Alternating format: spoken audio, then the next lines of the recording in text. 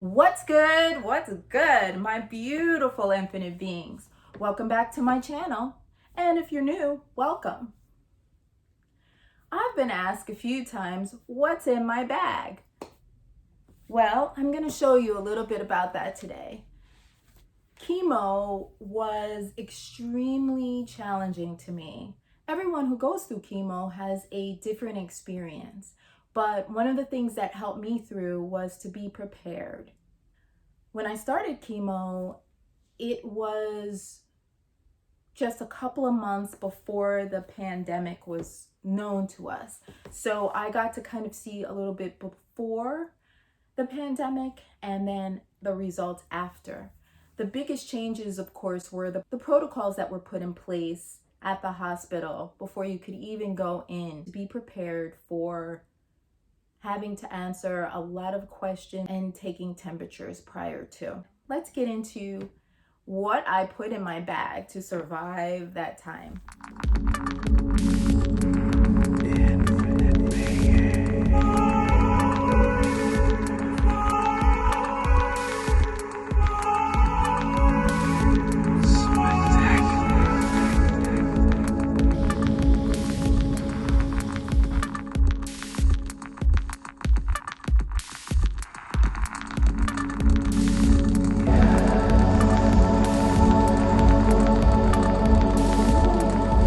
Infinite being, use your intention, love your life.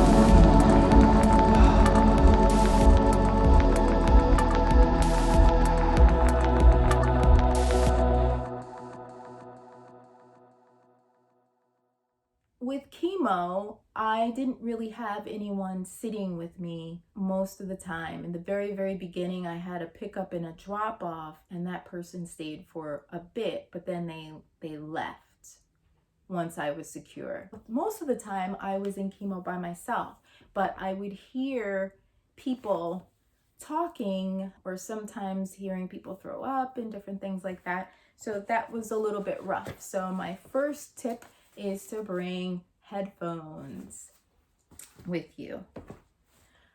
This is my bag. This is my bag. This is the bag that was given to me from my class. I was right in the middle of my doctoral program, and it was a super demanding program, and I actually had to take the time off of that program and leave in order to do the self-care around chemo. Cancer is never planned, although I thought I could put cancer on hold and finish school. But that's for another time. So I'm going to show you what I kept in the bag that was their gift to me. The first thing were my headphones, and I kept my headphones to block out noises from people who are having, conversations that I didn't need to be in and hearing things like people, getting nauseous and that sort of thing. Their television might be up too loud if they were listening to television or radio. So I kept my own earphones so that I could have my own peace of mind if I wanted to listen to music or a meditation or something like that. Then I had my earphones and nothing interrupted me. For phase 1, it was super long and I had to keep myself company during that pandemic. So one of the things that I kept were books to read and a journal. So this helped me kind of pass the time and be able to express myself during a time that was quite difficult. And not everybody is ready to hear your journey, nor was I. I'm a very personal, private person, and it was difficult for me to articulate. I'd always been someone who is very capable and dependent on myself, and this was a time where I actually had to begin to trust other people and ask for help. Big lessons, but that's for another time. I also distracted myself with my iPad, watch movies, that sort of thing. I brought an extra adapter. Another thing to keep in mind is you have to keep track of all of your your progress and things that are going on, things you want to remember to tell the nurse or the doctor. So a good idea is to have your own binder. The binder became so huge in time with all the notes and the tests and everything I was keeping in it. I began to keep a folder that was just for things that I knew they might ask me for, or dates of things that are going on and things that I wanted to remember to ask about. I would get very, very dry during the time. My skin broke out in rashes. It would break.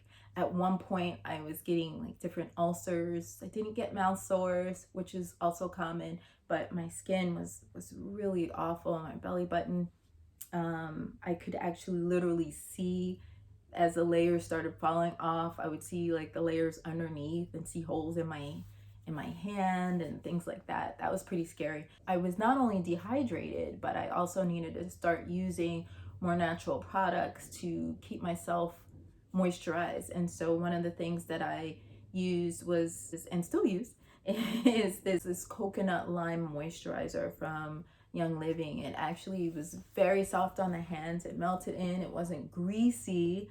So it's something that I actually really loved using regularly. I'm a very big person on energy, as many of you know if you've been to my channel. So when I received this poof, I was absolutely in love. It has an arrow on it, and for me, that's a symbol. It's a symbol for me of focus and on getting to your goal, which is to finish as healthy as possible and to complete this journey cancer-free. Inside the poof, I would keep candy, hard ginger candy, because the taste of flushing my port, how I got chemo intravenously was through a port.